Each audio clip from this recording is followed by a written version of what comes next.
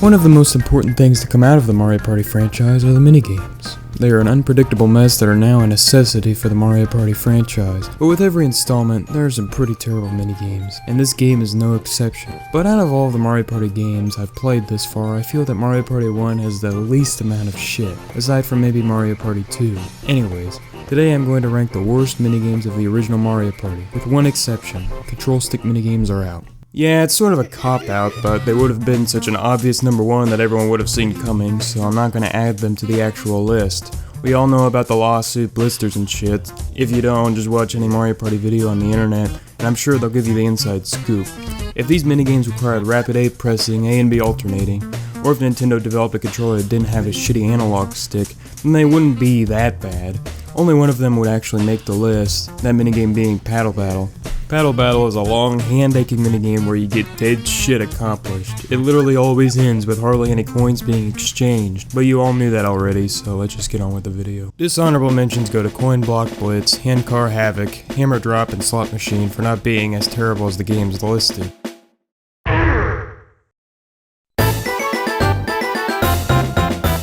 Tightrope Treachery is a 1 vs 3 minigame in which one player walks across a tightrope with the other 3 players shooting at said player with cannonballs. Sounds like a pretty good minigame on paper, but don't let that paper fool you. This minigame is the definition of wonky controls, at least if you're in the boat. Playing this minigame as one of the 3 boats feels extremely awkward for 3 reasons. 1, you're forced to move back once the camera shoots forward every time the player moves an inch.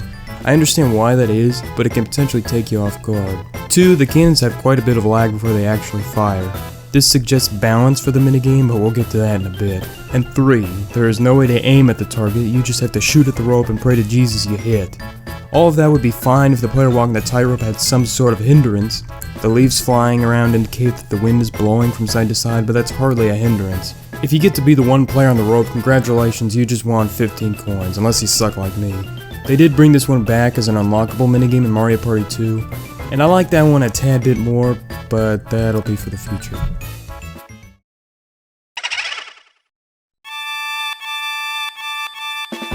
Slot Car Derby puts the players on a racetrack, with the goal being to obviously be the first one to pass the fucking goal.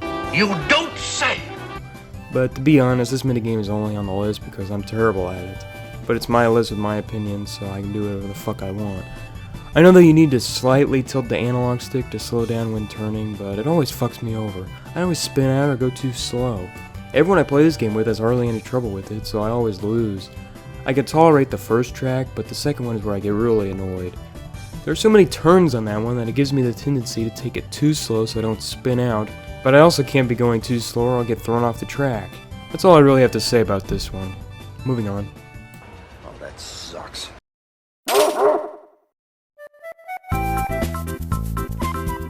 Crane game, oh boy, this minigame is just broken. One player has to grab hold of either a coin, bag of gold, chest, or any of the 3 players. The chest gives you 10 coins, and the player's coin total will be cut in half if you successfully capture them. I don't know about the other 2 because I don't know anyone stupid enough to go after the coin or the bag. If you have friends over and you want to be an asshole, good luck when playing this minigame. A human player can get out of the grasp easily. Trust me, you will get out of the hold instantly, no matter your A-pressing skills. So just go after the treasure chest. If you have a CPU player on the other hand, you will actually be able to succeed in capturing them, but good luck getting out of their grasp. I tested this with hard CPU players and I could never get out.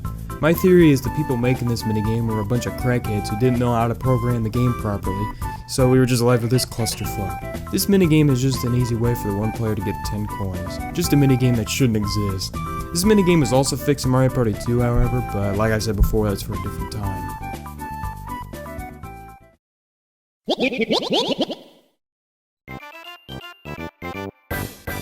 I don't know what gave the game developers the gall to add such an unfair minigame. The 1 vs 3 minigames were on a pretty low pedestal to begin with, but god damn.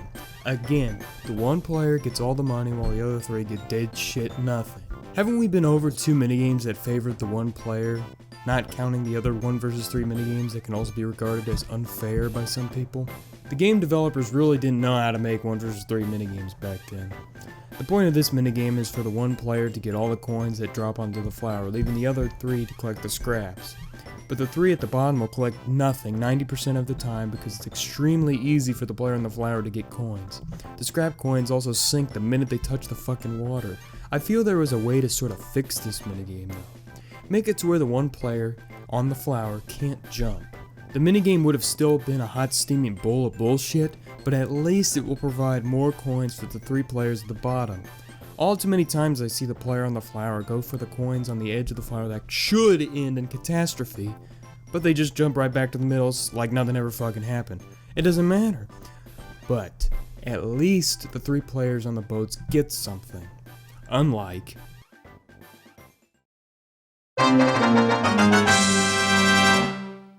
when it comes to bullshit, big time, major league bullshit, you have to stand in awe of the all-time champion.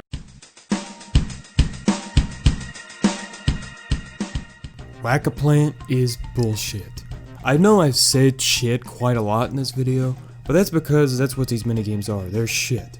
And especially this one. At least with Coin Shower Flower, they did something with the coins that went uncollected. This minigame on the other hand won't. And it's not like you'll miss any to begin with. If this minigame gave you around 10 to 15 coins like the other one-player minigames, it would be fine obviously, but no. This minigame can reward you with up to 35 coins. That is fucking ridiculous.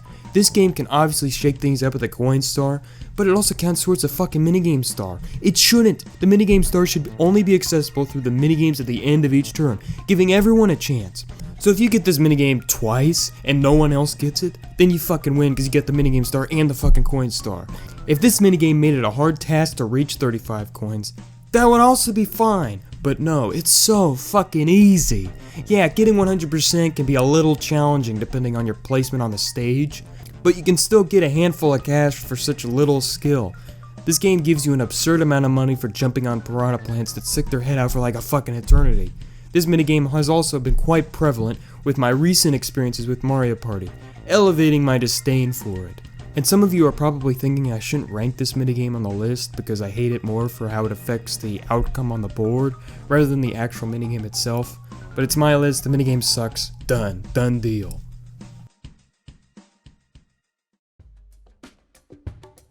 Hey, I hope you guys enjoyed the video. This is my first time ever doing something like this. I actually read off a script and I've never fucking done shit like that.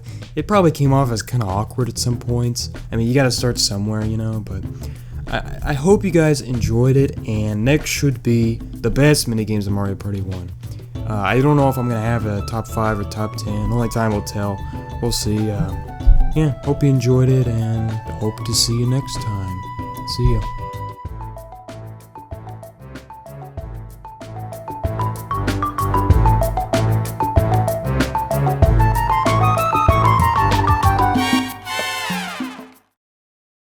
All in all, this minigame is just an easy way for the one player to get 10 coins, if they aren't stupid. Why the fuck did I put that?